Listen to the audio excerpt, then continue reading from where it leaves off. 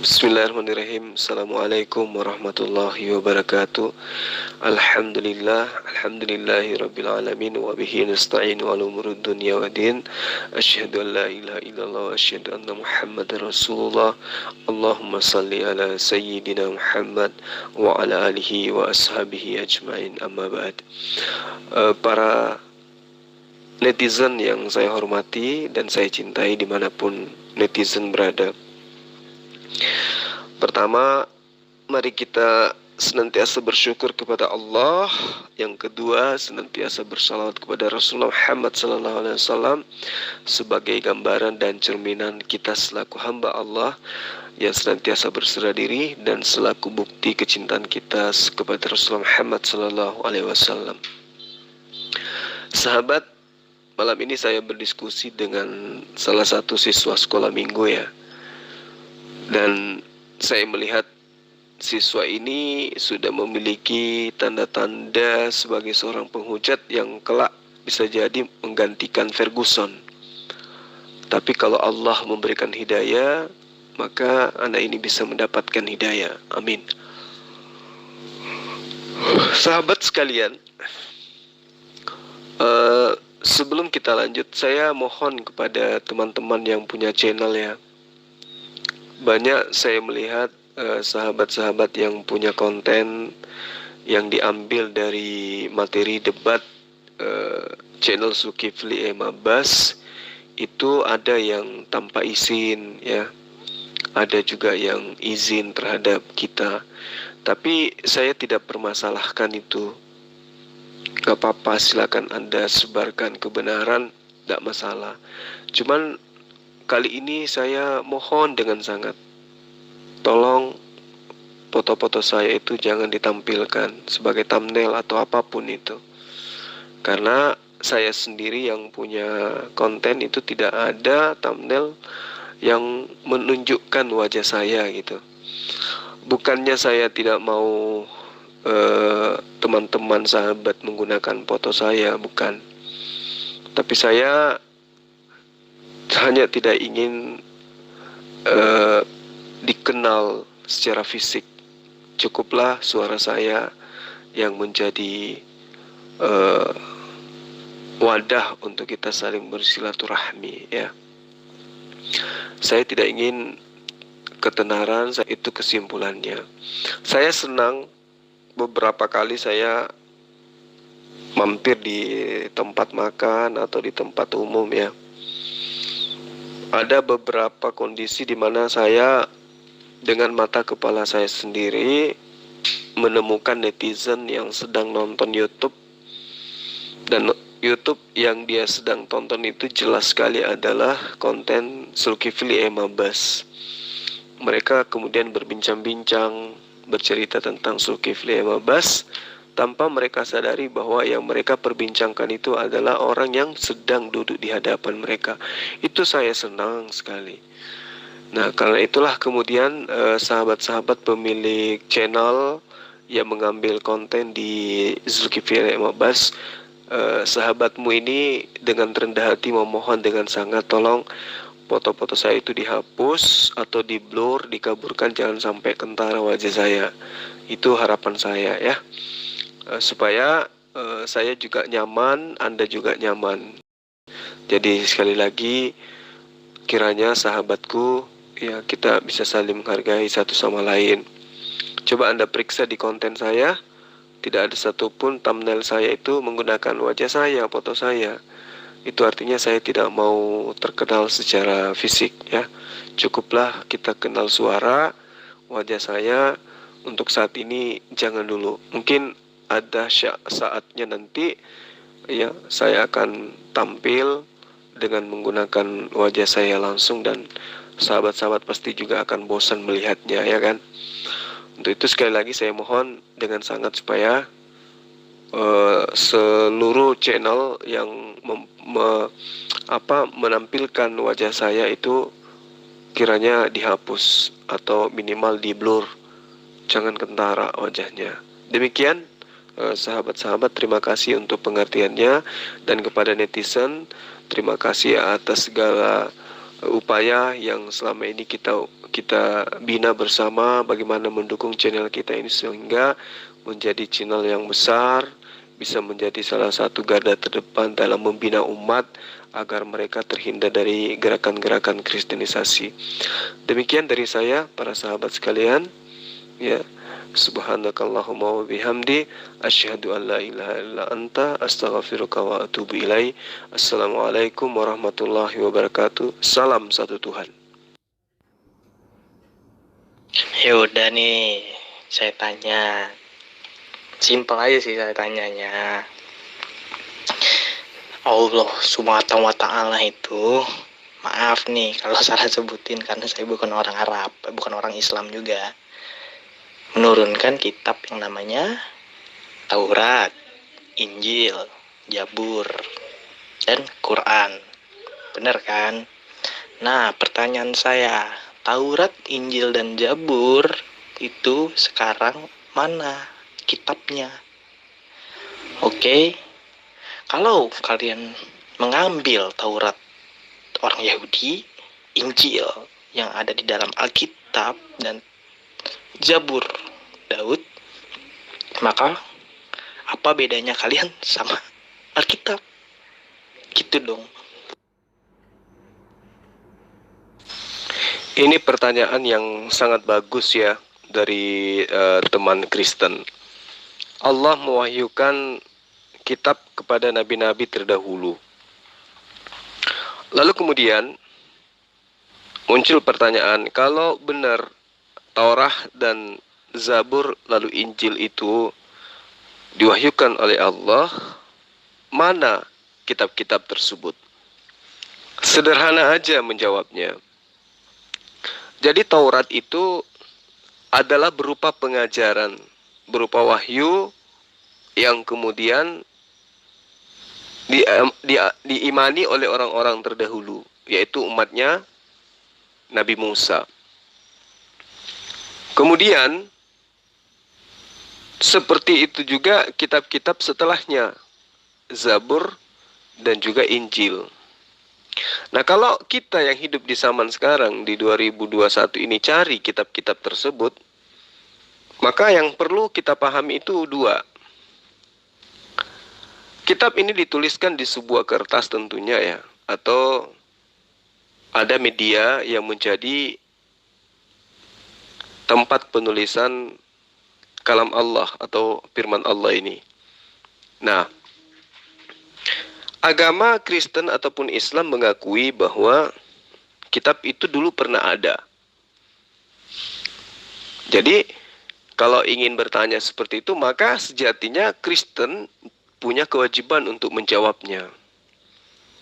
Bukan hanya Islam, karena Kristen mengimani kitab itu. Itu yang pertama. Kedua, kitab itu tidak ada satu manusia pun di atas muka bumi ini yang menghafalnya, layaknya Al-Quran. Jadi tidak ada manusia yang menghafalkan, dan tidak ada manusia yang mampu menunjukkan di mana kitab itu, tapi dulu pernah ada, maka sudah sejatinya kitab itu sudah tidak ada sekarang. Ya, kalaupun ada manuskrip yang ditemukan atau salinan-salinan tertua yang ditemukan, itu tidak menjamin bahwa itu adalah Taurat, Zabur, dan juga Injil. Tidak ada yang bisa menjamin itu. Sementara di sisi lain, tidak ada satu manusia pun yang menghafalnya. Berarti kitab itu sudah tidak ada. Sudah tidak ada lagi. Dan tidak ada satupun dalil di dalam kitab-kitab tersebut jaminan Allah kepada manusia bahwa yang mewahyukan kitab tersebut akan menjaga ya, kemurniannya. Ya, sehingga fakta di lapangan memang ada kitab-kitab terjemahan yang itu sudah pasti bukan Taurat, bukan Zabur atau Mazmur, dan juga bukan Injil. Itu jawaban sementara dari saya. Aduh, jawab saja pertanyaannya, Pak. Nggak usah lari-lari. Ya udah, tunjukin mana Tauratnya. Taurat Musa menurut Al-Quran ya, menurut Al-Quran, dan Injil menurut Al-Quran, dan Zabur menurut Al-Quran. Mana nih kitabnya nih? Kan diturunin sama Allah. Allahmu itu menurunkan kitab tuh. Mana kitabnya ini? Tunjukkan kepada saya. Jadi gini, tadi di atas saya sudah menjelaskan ya pada orang awam yang tidak mengetahui tentang kitab. Tidak ada satu manusia pun yang menghafal kitab itu dan tidak ada kodifikasi penulisan daripada kitab tersebut. Apa yang kemudian diterangkan oleh Al-Quran tentang kitab ini? Fawailul lilladzina yaktubuna al-kitaba biaydihim thumma yaquluna hadza min indillah liyastaru bih thamanan qalila fawailul lahum mimma katabat aydihim wa wailul lahum mimma yaksibun. 1. Kitab itu sudah tidak ada disebabkan oleh karena tidak ada jaminan dari Allah untuk menjaga kemurniannya. Itu 1. Layaknya Al-Quran, Allah menerangkan bahwa dengan jaminannya dia mewahyukan Al-Quran, menjaga dan melestarikan kemurniannya. Inna nahnu nazzalnal dzikra wa inna lahu lahafizun. Ya. Jadi Allah mewahyukan Al-Quran dan dia juga yang akan benar-benar akan menjaganya. Nah, kitab-kitab sebelumnya Allah tidak pernah menerangkan seperti itu. Sehingga terjadi penyimpangan di mana-mana. Sehingga Al-Quran menerangkan kembali fawailul lilladzina yaktubunal kitab biaidihim. Celakalah orang-orang yang menulis sebuah buku terjemah dengan tangan mereka sendiri, kemudian mereka berkata ini dari Allah. Dengan maksud untuk menjualnya dengan harga murah. Maka celakalah mereka karena tulisan tangan mereka dan celakalah mereka dengan apa yang mereka perbuat. Jadi kitab Taurat itu sudah tidak ada karena tidak ada yang menjaganya, karena tidak ada yang menghafalnya. Lalu kemudian muncul kitab yang dituliskan dengan tangan sendiri, lalu kemudian dianggap itu sebagai Taurat, dianggap sebagai Injil, dianggap sebagai Zabur. Itu, semoga Anda bisa memahami apa yang saya jabarkan. Hei, ala autis. Ya, ternyata ada di sini juga. Ngapain di sini? Mau hujat lagi? Aduh, ngapain dijedotin? Nanti kayak kamu, setiap sholat 5 waktu dijedotin terus ke lantai. Seluruh nabi pada proses penyembahannya terhadap Tuhan yang benar itu pasti sujud. Prosesi sujud itu adalah kondisi di mana kepala manusia itu jidatnya pasti menyentuh lantai. Nah, itu dilakukan juga oleh Yesus, dilakukan oleh Abraham, dilakukan oleh Daud, Salomo, dan seterusnya. Hanya manusia yang tidak berakal, hanya manusia yang ingkar kepada penciptanya, yang tidak pernah sujud kepada Tuhan yang maha suci lagi maha tinggi. Tetapi dia hanya melakukan prosesi-prosesi pujian-pujian terhadap sesamanya manusia yang kemudian dianggap sebagai Tuhan.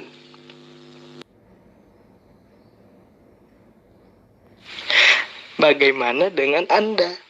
Sholat 5 waktu, ngejodotin kepala Anda ke lantai, tetapi masuk neraka dulu.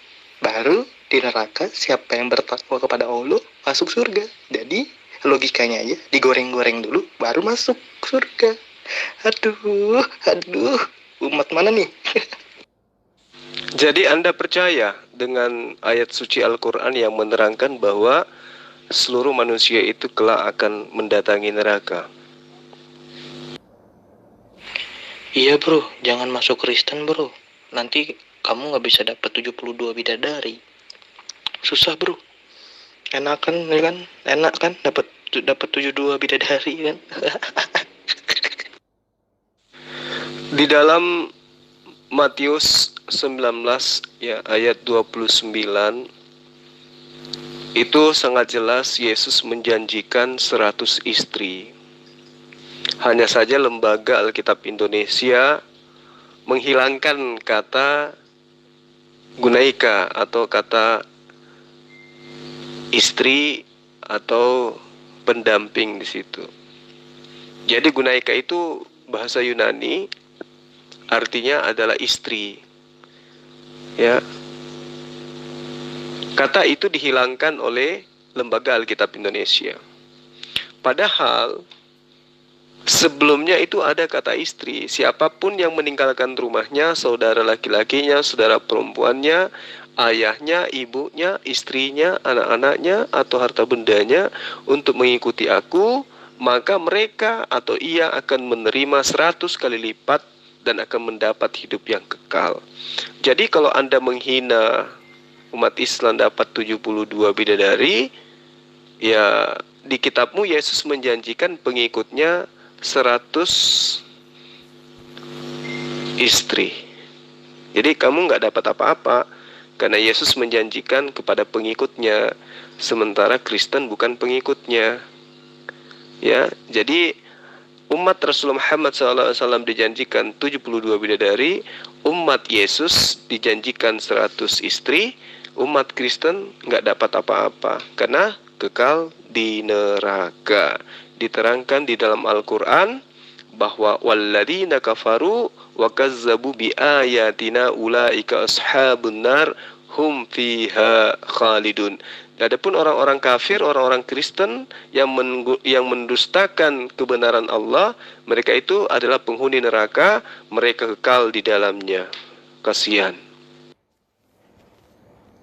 Nabi yang mana dulu nih yang menyembah Allah? Soalnya yang saya tahu yang menyembah Allah SWT itu cuma Nabi Muhammad doang. Dari Nabi Ibrahim sampai Nabi Isa tidak ada yang menyembah yang namanya Allah SWT. Orang yang berbicara tanpa ilmu itu biasanya ketika berbicara itu akan menjadi bahan tertawaan orang lain. Kalau dikatakan para nabi itu tidak menyembah kepada Allah, itu artinya bahwa orang ini tidak pernah belajar, ya. Allah itu adalah salah satu nama dari pencipta alam semesta yang di dalam bahasa Semitik disebut dengan sebutan Alaha atau El atau Eloah atau Eloh, ya. Dan perlu dipahami, kata Allah itu adalah bahasa Arab. Bahasa Arab ini adalah bahasa keturunan dari Abraham. Bahasa keturunan Abraham itu ada 3, Ibrani, Aram, Arab. Ini adalah bahasa serumpun, laksana bahasa Malaysia, bahasa Indonesia. Nah, kalau ada orang yang tidak mengetahui itu kasihan. Nah, data validnya kemudian ada di dalam kitab Yesaya 5 ayat 16, diterangkan di situ bahwa Allah atau Eloh atau El atau Alaha itu maha suci lagi maha tinggi. Di dalam bahasa Arabnya disebut El subhanahu wa ta'ala atau Allah subhanahu wa ta'ala.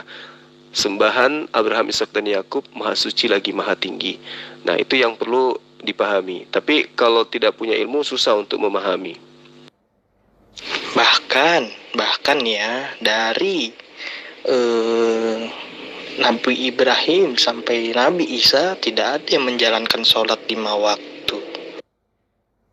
Yesus menerangkan di dalam Yohanes 16 ayat 12, masih banyak yang ingin aku ajarkan kepada kalian, namun untuk sekarang ini kalian belum mampu untuk menanggungnya.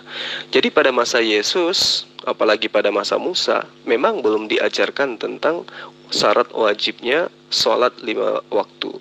Kenapa? Karena pada masa itu belum berkesesuaian dengan masanya. Ya, belum ada PDAM dan seterusnya, belum dimudahkan pada masa itu orang mendapatkan air dan seterusnya, dan memang belum berkesesuaian dengan itu. Makanya Yesus mengatakan masih banyak yang ingin aku ajarkan, tetapi belum sanggup kalian untuk menanggungnya.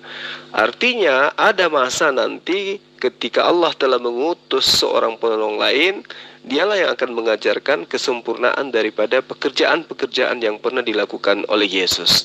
Apa salah satu pekerjaan yang pernah dilakukan oleh Yesus? Terang dikatakan di dalam kitabnya orang Kristen bahwa Yesus itu acap kali sujud kepada Allah, acap kali melakukan takbir, acap kali melakukan ibadah-ibadah yang berkaitan dengan apa yang dilakukan oleh umat Islam saat sekarang.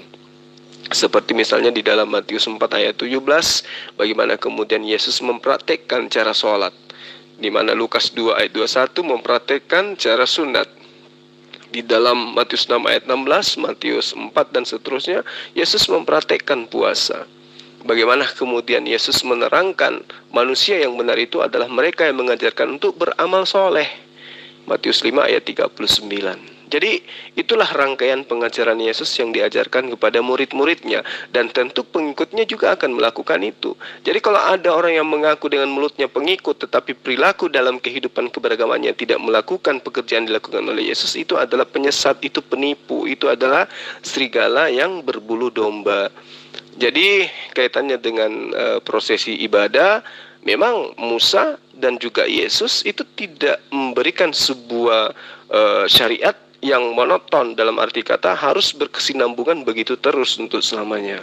Kenapa? Karena ada masa di mana tongkat kerajaan Yehuda itu akan diambil oleh yang berhak dan akan mengajarkan segala sesuatunya berkaitan dengan hukum-hukum, keadilan dan penginsapan dunia akan dosa. Ya, jadi belajar lagi. Jawab dulu dong itu tentang Taurat, itu Injil sama Zabur. Mana kitabnya nih? Kasih dong sama saya kitabnya, fotonya. Taurat dan Injil itu tidak ada yang menghafalnya dan tidak ada kodifikasi penulisannya. Jadi kalau Anda mencari sebuah benda, ya saya anggap itu benda ya. Karena Taurat itu ada sebelum 3000 tahun sebelum Masehi ya. Dan Zabur juga itu kurang lebih 2000 tahun, 1200 sampai 2000 tahun sebelum Masehi. Dan Injil itu adanya di 2000 tahun yang silam. Nah, kitab-kitab ini tidak ada kodifikasi penulisan. Tidak ada budaya lisan yang dijadikan sebagai landasan untuk membudidayakan kitab tersebut, dalam arti kata melestarikan kitab tersebut. Dan yang kedua, yang terpenting, tidak ada jaminan dari Allah yang mewahyukan kitab Torah, Zabur dan Injil untuk menjamin kitab tersebut kemurniannya. Berbeda dengan Al-Quran, memang sudah dijamin oleh Allah, inna nahnu nazzalnal zikr wa inna lahu lahafizun. Makanya sampai hari ini Al-Quran itu terjaga kemurniannya. Mau sampai dimanapun Al-Quran itu tetap aja menggunakan original teksnya. Ya, mau sampai ke negara yang paling berkuasa di atas muka bumi ini, yang paling benci terhadap Islam sekalipun, begitu kitabnya umat Islam masuk ke negaranya, mereka tidak punya kekuatan untuk merubah bahasa Quran. Jangankan merubah bahasa Quran, merubah namanya, merubah sampulnya saja mereka tidak punya daya. Kenapa? Karena itu tadi, Allah yang berjanji untuk menjaga Al-Quran itu. Berbeda dengan kitab Taurat, kitab Mazmur dan juga kitab Injil. Kitab-kitab itu sudah dirubah-rubah oleh orang-orang kafir. Nah sekarang coba kamu tanya dirimu, apakah kitabmu itu adalah kitab Taurat? Apakah kitabmu itu adalah kitab Injil? Tentu bukan. Ya, tapi sampulnya ya disebut sebagai Injil, karena kata Injil itu diambil dari Al-Quran untuk menutupi malu buku terjemah, lalu kemudian dianggap sebagai firman Tuhan. Jawab dulu pertanyaan saya. Allah SWT kan menurunkan 4 kitab ya. Kitab Zabur, kitab Taurat, Injil, Zabur sama Quran. Nah, ketiga kitab ini, Taurat, Injil, Zabur ini mana? Tunjukkan kepada saya. Di dalam menurut Al-Quran mana kitabnya? Oke. Kalau Anda mendengarkan penjabaran saya, maka tentu akan Anda pahami bahwa kitab-kitab sebelum Al-Quran itu tidak ada kodifikasi, tidak ada yang menghafal. Jadi bagaimana mungkin benda yang sudah berumur ribuan tahun itu bisa dilestarikan sampai hari ini? Ya, itu yang pertama. Kedua, tidak ada jaminan dari Allah untuk menjaga kitab tersebut. Sehingga yang terjadi adalah orang-orang kufur, orang-orang kafir yang ingkar terhadap Allah merubah-rubah kitab tersebut. Buktinya yang ada di tangan kamu sekarang itu bukan Taurat, bukan Mazmur, bukan Zabur, dan bukan Injil. Tetapi hanya buku terjemah yang entah dari mana asal-usulnya. Udah, Anda itu emang udah gak bisa menjawab. Udah, stop aja udah, gak usah PN lagi. Pertanyaan saya pun gak dijawabnya. Udah, Anda itu cuma bisa bertanya, tapi ditanya balik Anda tidak bisa jawab. Bodoh Anda itu, idiot kalau bisa dibilang. Kalau saya balik nanya, bisa nggak? Bisa nggak? Yesus menerangkan di dalam Yohanes 17 ayat 8, segala firman yang engkau berikan kepada aku telah aku sampaikan kepada mereka, dan mereka percaya bahwa engkaulah yang telah mengutus aku. Bisa nggak saudara menunjukkan kepada saya segala firman yang diterima oleh Yesus dari Allah itu yang mana? Silakan. Karena, aduh ini banyak orang muslim nggak paham tentang Yesus ini, makanya sok-sokan nanya tentang Yesus gini ya. Mengapa Yesus itu datang ke bait Allah? Ya, karena emang Yesus itu orang Yahudi, makanya Yesus itu disunat. Ya karena tradisi Yahudi kayak gitu. Mengapa kami tidak seperti itu? Ya karena kami menyembah Yesus. Yesus kami udah di surga, kami berdoa. Nggak perlu kami menyembah batu ke arah mana, kami nggak perlu. Karena Tuhan kami di atas, bukan di batu. Batu, tau nggak? Aduh. Berarti kalau pola pikirmu seperti itu, berarti kamu juga menyembah tembok karena kamu menghadap ke tembok. Katanya Tuhanmu di atas, kenapa nggak menghadap ke atas? Baring gitu, baring menghadap ke atas, ke langit dalam menyembah. Kenapa harus menghadap ke mimbar? Bahkan menghadap ke pendeta kalian dalam beribadah. Berarti apakah pendeta itu yang kamu sembah? Ya, jadi masih kekanak-kanakan, masih butuh belajar 100 tahun dulu baru ikut debat. Lalu kemudian ketika Anda mengatakan bahwa kami umat Islam itu menyembah batu, nah itulah bukti bahwa kamu masih anak-anak, belum ada ilmu sama sekali. Yesus mengajarkan untuk taat kepada Allah, justru kalian menyembah kepada Yesus. Nah, Yesus mengajarkan menyembah kepada Allah, kalian justru menyembah kepada utusan Allah. Sementara Yesus mengajarkan di dalam Yohanes 14 dikatakan, jika engkau mengasihi aku, maka engkau akan melakukan juga pekerjaan-pekerjaan yang aku lakukan. Nah, Yesus sunat. Pekerjaan yang dilakukan Yesus itu apa? Sunat, sholat, sujud, puasa, ya. Itu pekerjaan-pekerjaan dilakukan oleh Yesus. Nah, kalau kamu mendengarkan dan mengasihi Dia, lakukan itu. Tapi faktanya kan tidak. Artinya kamu adalah antikristus. Udah Anda itu ya cuma nyimeng gitu doang, gak bisa. Ya udah gini aja dah, gue simpel aja dah. Anjing balik kocak gue gitu debat kayak gini nih. Gini aja bro. Waktu Allah SWT ngomong sama Nabi Musa, dia itu pakai bahasa apa? Bahasa Yahudi kah? Bahasa apa? Oke, kasih ayatnya pakai berbahasa apa. Kalau mungkin pakai bahasa Yahudi, mengapa ditranslatekan ke Quran pakai bahasa Arab? Apakah Anda umat terjemahan juga? Nggak tahu saya. Oke, jawab saja.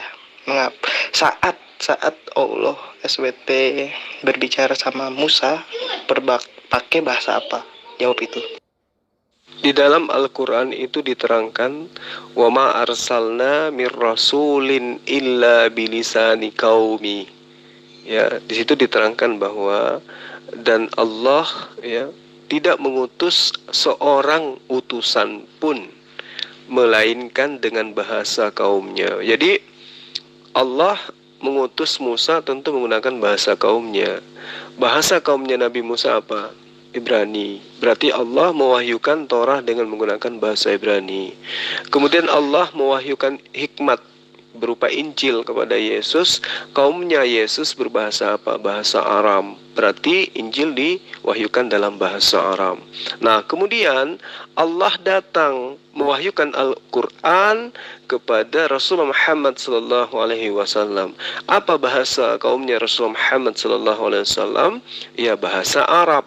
Maka Al-Quran diwahyukan dalam bahasa Arab. Sehingga ketika Allah menceritakan tentang apa yang pernah Allah lakukan terhadap nabi-nabi terdahulu, tetap saja menggunakan bahasa Arab kepada Rasulullah Muhammad SAW, karena objek penyampaiannya adalah umat yang menggunakan bahasa Arab.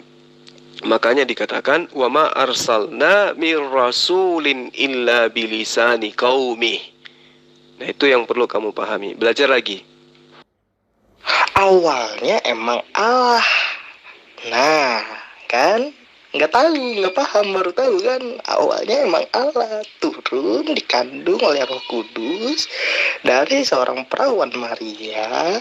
Nah, Maria dan Yusuf itu orang Yahudi. Ya kali Maria orang Yahudi, Yusuf orang Yahudi, keluarnya orang Islam nggak mungkin. Makanya orang Yahudi juga. Yesus pun orang Yahudi gitu. Abdul, Kadrun, Ukti, Masya Allah.